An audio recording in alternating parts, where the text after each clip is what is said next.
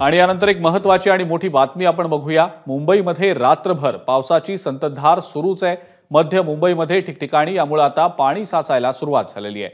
दादर पूर्व, Sion, Gandhi market, Matunga police station परिसरात पाणी साचण्यास सुरुवात झालेली आहे।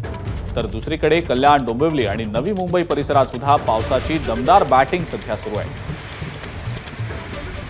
जोरदार पावसामुळे मुंबई आणि परिसरातली रस्ते वाहतूक सुद्धा मंदावलेली आहे। सध्या अत्यंत धीम्या गतीने रस्ते वाहतूक सुरू आहे। मुंबई शहर आणि उपनगरांमध्ये पावसाची संततधार पाहायला मिळते।